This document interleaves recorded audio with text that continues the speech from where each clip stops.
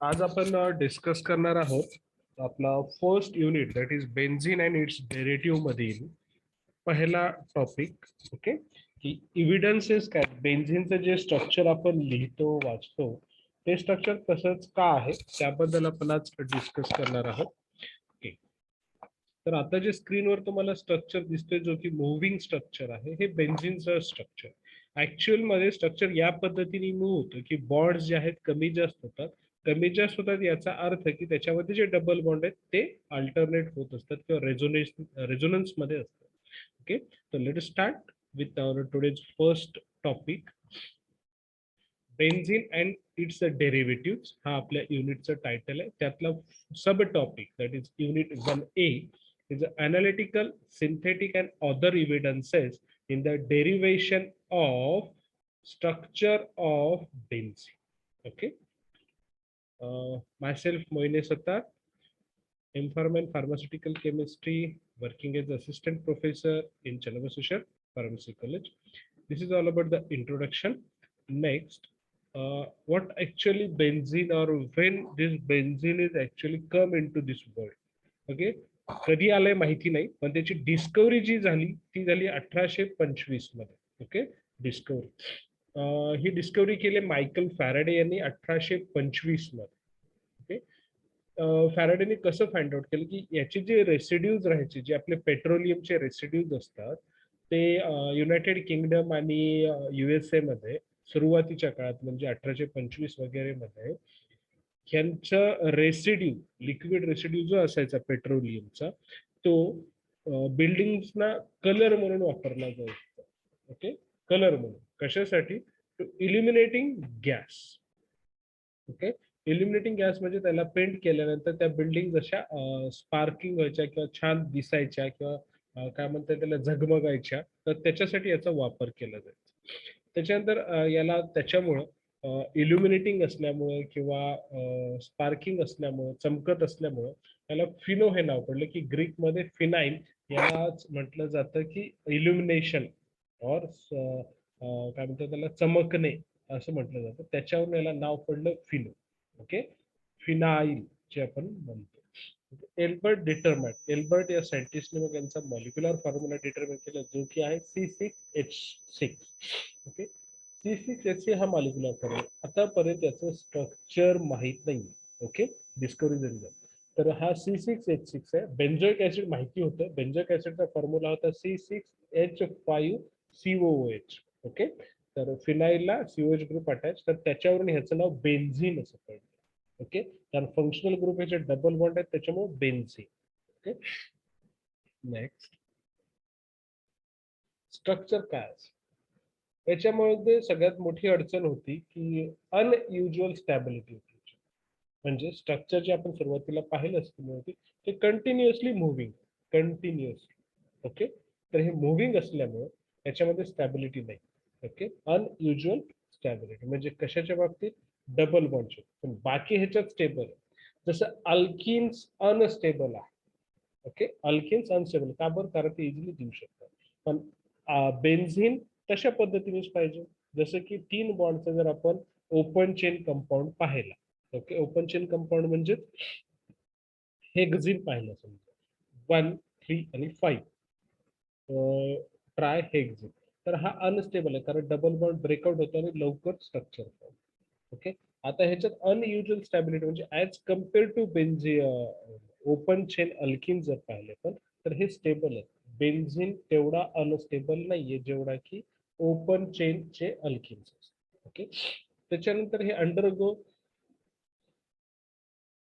Alkene जे आहेत ते ऍडिशन रिएक्शन साठी जातात पण बेन्झिन ऍडिशन रिएक्शनला प्रोसीड होत नाही. ओके, त्याच्यानंतर proceed for substitution reaction.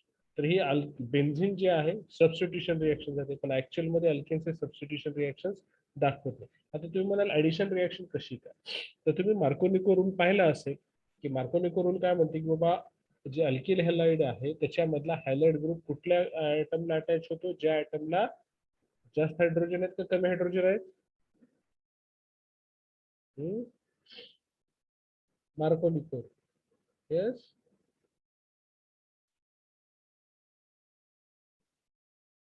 Halide item अशा ॲटमला अटॅच होतो की ज्या कार्बनला अटॅच होतो ज्या कार्बनला जास्तीचे हायड्रोजन आहे. ओके, तर हे झालं अल्किनच्या बाबतीत. तर तशाच पद्धतीने बेन्झिनची पण रिॲक्शन व्हायला पाहिजे, पण होत नाही. त्याच्यात ऍडिशन होत नाही, तर सबस्टिट्यूशन रिॲक्शन होते. Mono substitution produce a single product. Okay, mono substitution produce a single product. Okay, आता बघा,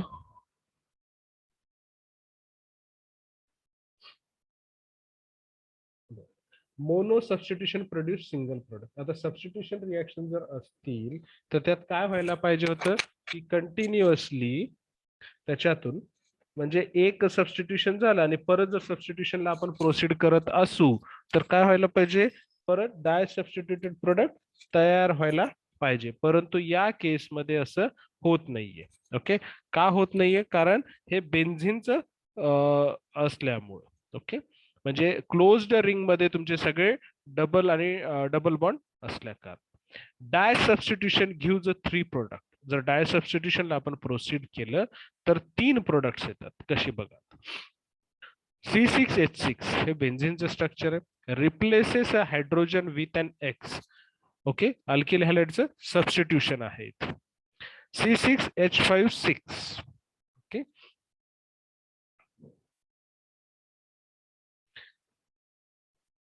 काय झालं इथं, एक हायड्रोजन रिप्लेस झाला. हायड्रोजनचा 6 हायड्रोजन मधनं एक हायड्रोजन गेला, त्या ठिकाणी एक हॅलाइड अटॅच झाला. One mono substituted compound replace a hydrogen with an X. काय झालं, परत एकदा आपण हे केलं तर परत एक हायड्रोजन रिप्लेस होईल, म्हणजे C6H4X2 येईल. पण काय होतं बघा, C6H4X2 3 डॅश सबस्टिट्यूट, म्हणजे 3 टाईपचे येतात. कसे काय, 3 वेगवेगळे प्रोडक्ट येतात कारण पोझिशन चेंज होते. ओके, का बरं पोझिशन चेंज होती त्यानुसार बघा.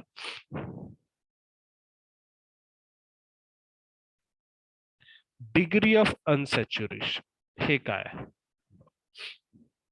C6H6 अल्केन जर पाहिलं आपण तर C6H14 8 हायड्रोजन ॲटम असायला हवेत. म्हणजे अल्केन मध्ये C6H14 आहे, तर बेन्झिन मध्ये 8 हायड्रोजन कमी आहेत.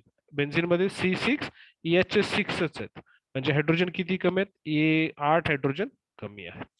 Degree of unsaturation is 4. Unsaturation किती असायला पाहिजे, 4. परंतु असायक्लिक, ओके, विथ 4 पाय बॉन्ड्स. या डिग्री ऑफ अनसॅच्युरेशन म्हणजे किती डबल बॉन्ड बसू शकतात. 8 हायड्रोजन म्हणजे 2 हायड्रोजनचा 1 डिग्री ऑफ अनसॅच्युरेशन. ओके, म्हणजे एक बॉन्ड होतो, म्हणून इथं डिग्री ऑफ अनसॅच्युरेशन 4. तर काय होईल, ओपन चेन असायक्लिक विथ 4 पाय बॉन्ड्स असं याचं स्ट्रक्चर यायला हवं. मोनोसायक्लिक विथ 3 पाय बॉन्ड्स. आता मोनोसायक्लिक म्हणजे जर याच्यात सायक्लिक स्ट्रक्चर आलं C6 तर एक बॉन्ड कमी होणार, एक डिग्री ऑफ अनसॅच्युरेशन कमी व्हायला हवं, कारण ह्याच्यातले एक पाय बॉन्ड तिकडे सायकल तयार करण्यासाठी वापरलं जाईल. मोनोसायक्लिक विथ 3 पाय बॉन्ड्स. त्याच्यानंतर बायसायक्लिक विथ 2 पाय बॉन्ड्स. बायसायक्लिक असेल विथ 2 पाय बॉन्ड्स म्हणजे 2 याच्यातले वापरले जातील. Next tricyclic with 1 pivots. ह्या सगळ्या पॉसिबिलिटी आहेत. कशावरून, आपण प्रिव्हियस जे स्टेप पाहिलंय, ओके, याच्यात जे पाहिलं याच्यावरून 3 डाय सबस्टिट्यूट होत आहेत, एकच सिंगल सबस्टिट्यूशन होतोय ऍडिशन रिएक्शन या सगळ्यावरून. आणि इथे सगळे जे आलेलं आहेत डिग्री ऑफ अनसॅच्युरेशन, ह्याच्यावरून हे आपले प्रिडिक्शन आहेत की 4 प्रकारे ह्याचं स्ट्रक्चर असू शकतं. कशा पद्धतीने, एकतर असायक्लिक with 4 pi bond, monocyclic with a 3 pi bond, bicyclic with a 2 pi bond, tricyclic with 1 pi bond. हे आपल्याला जे प्रिडिक्शन मिळालंय त्याच्यावरून आपण हे डिसाईड केलं की हे 4 प्रकारचे स्ट्रक्चर बेन्झिनचे असू शकतात. मॉलिक्युलर फॉर्म्युला आहे C6H6. पुढे बघूया ह्याच्यातले 4 स्ट्रक्चर मधलं कोणतं परफेक्ट स्ट्रक्चर येईल विथ इव्हिडन्सेस. ओके, म्हणजे कशा पद्धतीने त्याला प्रूफ देता येईल. Substitution reaction. आता बघूया सबस्टिट्यूशन रिएक्शन कशा पद्धतीने काम करतंय. All 6 hydrogen atoms are identical. जे याच्यात 6 हायड्रोजन आहेत, 6 कार्बन, सगळेच्या सगळे सारखे हायड्रोजन्स आहेत. त्याच्यानंतर डाय सबस्टिट्यूशन रिएक्शन. आता बघा हे जे आहे सगळे हायड्रोजन सारखे असले पाहिजे स्ट्रक्चर मध्ये. ओके, याच्यात एक आहेत पॉसिबिलिटी ओपन सायक्लिक. ओके, आपण काय म्हणलं असायक्लिक विथ 4 पाय बॉन्ड्स. विथ 4 पाय बॉन्ड्स. याच्यात 4 पाय बॉन्ड्स आहेत का? आहेत. 2 1 2 इकडे 2 इकडे 2 अशा पद्धतीने टोटल 4 पाय बॉन्ड्स आहेत त्याच्यामध्ये. ओके,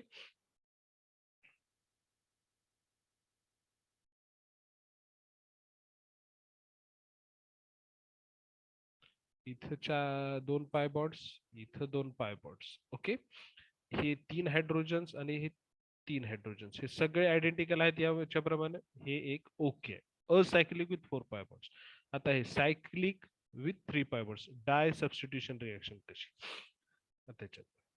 आता ह्याची जर आपण डाय सबस्टिट्यूशन रिएक्शन केली, आता डाय सबस्टिट्यूशन रिएक्शन ह्याची दोन्ही स्ट्रक्चरची करून पाहू तर काय. Okay, this undergo dye substitution replaces 2 hydrogen atoms with Br. काय होते? दोन्ही Br एका साईडला जाते म्हणजे एकच प्रोडक्ट तयार होतं. पण आपल्याला जी रिएक्शन केली आपण बेन्झिनची त्याच्यात काय होतंय? 3 डाय सबस्टिट्यूशन प्रोडक्ट आहेत. इथं काय होतंय? एकच तयार होते. हे एव्हिडन्स होईल का? कारण आपण जे प्रिव्हियसली पाहिलं की ज्यावेळेस सिंगल सबस्टिट्यूशन केलं तर एकच प्रोडक्ट तयार होते, पण डाय सबस्टिट्यूशन केल्यावर एकच प्रोडक्ट यायला हवं, पोझिशन वेगवेगळी, पण याच्यामध्ये काय होतंय? एकच प्रोडक्ट तयार होतं. त्याच्यामुळं हे असायक्लिक विथ 4 पाय बॉन्ड्स हे स्ट्रक्चर बेन्झिनचं असू शकत नाही. Okay, next.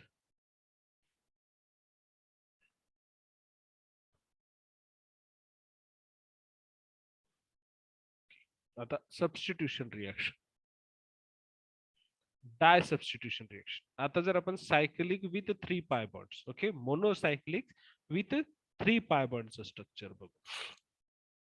आता बघा, हे मोनोसायक्लिक विथ 3 पाय बॉन्ड्स झालं, रिप्लेसेस 2 हायड्रोजन विथ 2 ब्रोमिन्स.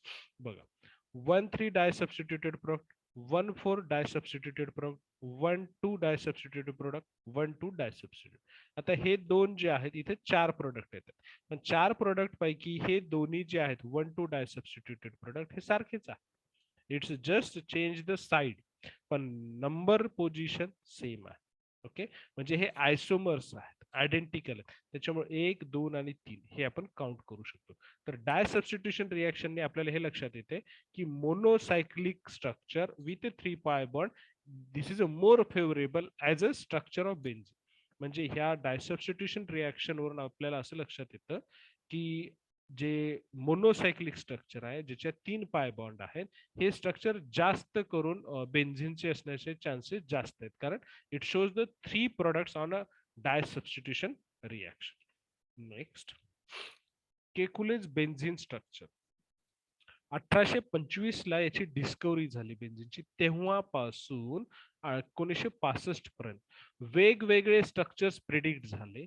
त्याच्यामध्ये 1965 म्हणजे बघा किती काळ गेलाय. 1825 ला प्रोडक्ट फाइंड आउट झाला बेन्झिन, आणि त्याचं ऍक्च्युअल स्ट्रक्चर 1965 ला फ्रायड्रिच केकुले यांनी प्रपोज केलं आणि त्याला सगळे इव्हिडन्सेस आणि रिॲक्शन्स पॉसिबल झाले किंवा सपोर्ट मिळाला. Okay, benzene is a mixture of 2 compound असं केकुलेने सांगितलं. कोणते 2 कंपाऊंड आहेत? तर हे केकुलेने सांगितलं की तो मोनोसायक्लिक आहे विथ 3 पाय बॉन्ड आहेत, जसं आपण डाय सबस्टिट्यूशन रिएक्शन्स वरनं सांगतोय. सिमिलर टाइपने त्यांनी फक्त ह्याची पोझिशन ऑफ डबल बॉन्ड दोन्ही मध्ये वेगळे आहेत आणि दोन्ही जे आहेत ते इक्विलिब्रियम मध्ये आहेत असं केकुलेंचं म्हणणं होतं. ओके, आणि तो जो आहे 3 डाय सबस्टिट्यूटेड प्रोडक्ट हे पण त्यांनी याच्यातून सिद्ध करून दाखवलं. हे रॅपिड इक्विलिब्रियम मध्ये असल्यामुळं हे दोन्ही एकच प्रोडक्ट त्यांनी काउंट केले आणि सांगितलं की हे स्ट्रक्चर जे आहेत मोस्ट फेवरेबल किंवा जास्त चान्सेस आहेत की हेच स्ट्रक्चर असण्याचे. ओके, त्याच्यानंतर हायड्रोजिनेशन रिॲक्शननी 1901 मध्ये पाऊल सॅप्टियर परफॉर्म हायड्रोजिनेशन ऑफ बेन्झिनचं हायड्रोजिनेशन केलं. तर हायड्रोजिनेशन केल्यानंतर बेन्झिन स्ट्रक्चरची जी कॉन्ट्रावर्सी होती ती सुद्धा सॉल्व्ह झाली नाही 1901 ला, पण 1965 ला झाली, ती आपण अगोदर पाहिली. बेन्झिन अंडरगो हायड्रोजिनेशन म्हणजे त्याच्यात हायड्रोजन ऍड केले तर काय झालं, हे सायक्लोहेक्झेनचं स्ट्रक्चर तयार झालं. H2 nickel 150 to 250 degree Celsius and 25 atmospheric pressure. काय तयार झालं, सायक्लोहेक्झेन. म्हणजे प्रत्येक बॉन्ड मध्ये एक एक हायड्रोजन ऍड झालं. एक्स-रे डायफ्रॅक्शन टेक्निक्स आणि इलेक्ट्रॉन डायफ्रॅक्शन टेक्निक्स याच्यावरून असं लागेल, कारण जशा जशा टेक्निक्स येत गेल्या सॉफिस्टिकेटेड त्यानुसार परत ह्याचं स्ट्रक्चरचं इलुस्ट्रेशन होत गेलं. जसं की एक्स-रे डायफ्रॅक्शन स्टडी हे स्ट्रक्चर काय असतं किंवा त्याच्यात कशा पद्धतीने बॉन्ड्स आहेत ह्याची स्टडी करतं. इलेक्ट्रॉन डायफ्रॅक्शन स्टडीवरून सुद्धा आपल्याला स्ट्रक्चर इलुसिडेशनला सोपं जातं. म्हणजे दिलेल्या जे कंपाऊंड्स असतात किंवा मॉलिक्युल्स असतात त्यांचं स्ट्रक्चर काय. तर ह्या स्टडीवरनं असं लक्षात आलं की जे बेन्झिनचं स्ट्रक्चर आहे ते प्लेनार स्ट्रक्चर आहे. ओके, इक्वल बॉन्ड लेंथ आहे सगळ्या कार्बन मध्ये आणि सगळ्या कार्बन आणि हायड्रोजन मध्ये, हे याच्यावरून कळालं. शॉर्टर दॅन अल्केन, आणि बॉन्ड लेंथ जी आहे, जी बॉन्ड लेंथ कार्बन कार्बनची अल्केन मध्ये आहे त्याच्यापेक्षा याच्यात कमी आहे, अल्केन पेक्षा कमी आहे. ओके, याच्यावर असं लक्षात येते की याच्यात डबल बॉन्ड आहेत. नेक्स्ट, लॉंगर दॅन अल्किन, पण अल्किन पेक्षा थोडी जास्त आहे, अल्केन पेक्षा कमी आहे. आता अल्केन पेक्षा कमी असेल याचा अर्थ अल्किन असणार आहे, पण अल्केन पेक्षा थोडी जास्त आहे. ओके, कसं काय बघा. Absence of alternate single and double. ह्या स्टडीवरनं एक्सरे आणि इलेक्ट्रॉन डायफ्रॅक्शन स्टडीवरनं असं लक्षात आलं की याच्यामध्ये सिंगल आणि डबल बॉन्ड नाहीत, सिंगल आणि डबल बॉन्ड नाहीत असं एक्सरे आणि इलेक्ट्रॉन डायफ्रॅक्शन स्टडीने सांगितलं. हे कशामुळे, कारण ते कंटिन्युअसली मूव्ह होतं. All carbon atoms have the same number of electrons. सगळे कार्बन ॲटमवर सेम नंबर ऑफ इलेक्ट्रॉन्स आहेत, हे तर आपल्यालाही माहिती आहे. आणि ह्यांनी पण सांगितलं, या स्टडीवरनं कळालं की सगळ्या कार्बनवरती सेम इलेक्ट्रॉनचे नंबर आहेत. जसे की आता इथं बघा, इथं एकही डबल बॉन्ड नाही, एकही सिंगल बॉन्ड नाहीये. ओके, ओके मध्ये म्हणजे अल्टरनेट सिंगल आणि डबल बॉन्ड नाहीये. ओके, आता बघा बॉन्ड लेंथ जी आहे ही लॉंगर जी आहे दिसते ती अल्केनची, आणि शॉर्टर जी येते ती अल्किनची, पण त्याच्यापेक्षा याची मोठी आहे. अल्किन पेक्षा जास्त, अल्केन पेक्षा कमी आहे. सगळे हायड्रोजन सेम पोझिशन आहेत, सगळे कार्बन सिमिलर आहेत. Okay, all carbon atoms have the same number of electrons. Next बघा, आता ऑर्बिटल पिक्चर आपण पाहू. sp2 हायब्रिड ऑर्बिटल्स, अजून एक याच्यात जे आहे बॉन्ड लेंथ, याच्यावरून असं कळतं की इलेक्ट्रॉन्स हे मुव्हिंग आहे. ओके, ते आपल्याला ऑर्बिटल पिक्चरचा सपोर्ट येईल, आणि तिथे तुमच्या लक्षात येईल की ह्याचे जे इव्हिडन्सेस आहेत म्हणजे बॉन्ड लेंथ, एकही इलेक्ट्रॉन, सगळे कार्बनवरती इलेक्ट्रॉन्स आहेत, अल्टरनेट आणि सिंगल बॉन्ड अब्सेंट आहेत, हे कसे काय आहेत हे पुढे ऑर्बिटल पिक्चरवरनं लक्षात. ऑर्बिटल पिक्चर काय, हे सगळे कार्बन sp2 हायब्रिड ऑर्बिटल्स आहेत. ओके, हे अशा पद्धतीने स्ट्रक्चर येते. आता बघा, हे बेन्झिनचं स्ट्रक्चर sp2 हायब्रिड ऑर्बिटल्स म्हणजे sp2 हे बाइंड झालं. एक जी p ऑर्बिटल उरते ती अशा पद्धतीने परपेंडिक्युलर असते. ओके, सगळ्या कार्बन वरती, जसं की इलेक्ट्रॉन सगळ्या कार्बन वरती सारखे आहेत असं आपल्याला इलेक्ट्रॉन आणि एक्सरे डायफ्रॅक्शन स्टडीवरनं कळालेलं. तर त्यालाच पुढे. आता बघा, हे ऍक्च्युअल स्ट्रक्चर 3D मध्ये असं दिसतं. ओके, बघा, हे एक कार्बन, हा एक कार्बन, हा एक कार्बन, हा एक असे 6 कार्बन्स. नेक्स्ट, आता काय झालं, आता हे ज्यावेळेस बॉन्ड फॉर्म होतोय डबल बॉन्डचा, सगळे इक्वी डिस्टन्सवर आहेत, म्हणजे ह्या कार्बन आणि ह्या कार्बन मध्ये सारखाच डिस्टन्स आहे, ह्या कार्बन आणि ह्या कार्बन मध्ये सारखाच डिस्टन्स. याचा अर्थ त्याच्यावर परपेंडिक्युलर असणाऱ्या p ऑर्बिटल मध्ये ही इक्वल डिस्टन्स असणार आहे. आता काय होतं, याच्यात एक इलेक्ट्रॉन आहे, याच्यात एक इलेक्ट्रॉन आहे, याच्यात एक इलेक्ट्रॉन आहे, याच्यात एक, याच्यात एक, याच्यात, प्रत्येक कार्बन वरती एक इलेक्ट्रॉन p ऑर्बिटल मध्ये आहे. आता काय, ह्या दोघांचं ज्या वेळेस एकमेकाच्या जवळ येतात किंवा त्यांच्या प्रॉक्झिमिटी जवळ येते त्यावेळेस यांच्यात पाय बॉन्ड तयार होतात. ओके, आता हा पाय बॉन्ड तयार झाला, परत यांच्यामध्ये एक पाय बॉन्ड तयार होईल आणि यांच्यामध्ये. ओके, आता याच्यामुळे हे काय, हे दोघं जवळ येतील, यांच्यामध्ये डिस्टन्स येईल. ओके, पण सिमिलर टाइमला इक्वल डिस्टन्स आहे, बॉन्डिंग मुळे होतोय, पण ह्याच्यासोबत ही हे बॉन्ड तयार करू शकतात. का बरं, कारण दोन्ही मध्ये आपलं काय होतं, इक्वल डिस्टन्स. हा कार्बन याच्याशीही बॉन्ड फॉर्म करू शकतो आणि हा कार्बन याच्याशीही बॉन्ड, म्हणजे तो दोन्ही साईडला अटॅच होऊ शकतो. त्याच्यामुळे इक्वल डिस्टन्स, हा जर डिफरन्स जास्त असता, समजा हा थोडा दूर असता आणि हा जवळ असता, तर याच्याशीच त्यांनी बॉन्ड तयार. पण इक्वल डिस्टन्स आहे त्याच्यामुळे तो सगळ्यांशी, म्हणजे इकडल्याही आणि इकडल्या, ओके, पुढच्या आणि मागच्या दोन्हीशी तो बॉन्ड तयार करू शकतो इक्वल डिस्टन्स असल्या कारणाने. Hence all electrons move. मग काय होतं, हा याच्याशी तयार करतो, हा याच्याशी, हा याच्याशी, हा याच्याशी, हा याच्याशी, हे कंटिन्युअस तयार होतात. त्याच्यामुळे काय होतं, याच्यावरती अशा पद्धतीनं मुवमेंट होती इलेक्ट्रॉनची, दे आर कंटिन्युअसली मूव्ह. याच्यावर जास्त झाले की हा काय करतो, एक इलेक्ट्रॉन ह्याला देतो, ह्याला देतो, हा वाढतो, ह्याला देतो. अशा पद्धतीने हे कंटिन्युअसली मूव्ह होतात इलेक्ट्रॉन्स. त्याच्यामुळे बेन्झिन रिंगच्या अबो अँड बिलो पाय इलेक्ट्रॉनचा क्लाउड तयार, ओके, कारण यांचे दोन्ही लोब्स आहेत. तर मी जर पाहिलं तर अशा पद्धतीने हे लोब्स येतात मधले असं, ओके. हे ऍक्च्युअल 3D स्ट्रक्चर, हे तुम्हाला पाय क्लाउड दिसेल येलो कलरचं दिसत की कंटिन्युअस इलेक्ट्रॉन्स मूव्ह आहेत, ओके. आणि हे hydrogen साइडने attach. This is actual 3D structure. लक्षात आलं. त्याच्यामुळं प्रत्येक कार्बनवर इलेक्ट्रॉन कॉन्फिगरेशन सारखे, अल्टरनेट डबल आणि सिंगल बॉन्ड नाहीये. सगळेच कार्बन डबल बॉन्ड सारखे याच्यात दाखवले जात आहेत, ओके. अल्टरनेट डबल आणि सिंगल बॉन्ड नाहीत, सगळे इक्वी डिस्टन्स आहेत, ओके. आता शॉर्टर का आहे अल्किन पेक्षा, आणि अल्किनची जी बॉन्ड लेंथ आहे ती जास्त आहे, अल्किनची कमी आहे, आणि ह्या दोन्हीच्या मध्ये येतो कारण ह्याच्यामध्ये कंटिन्युअस अटॅचमेंट आहे. इकडून हे अटॅक आहे, इकडून, त्याच्यामुळे ह्याच्यात बॉन्ड लेंथ कमी आहे.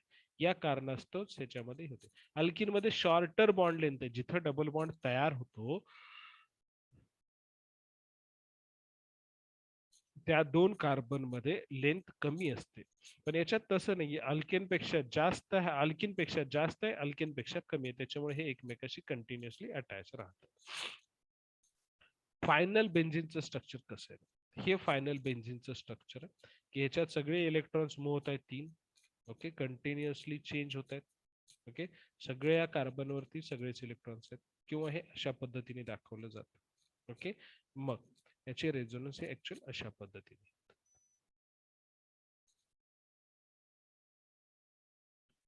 हे परत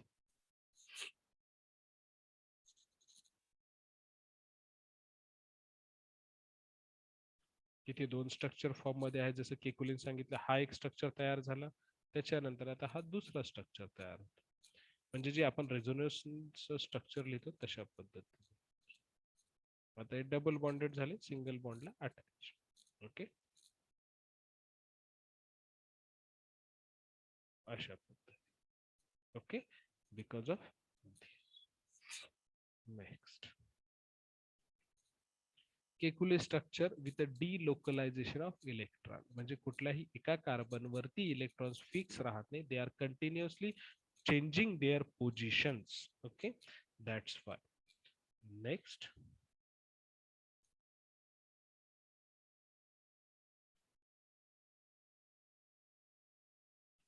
येते लक्षात.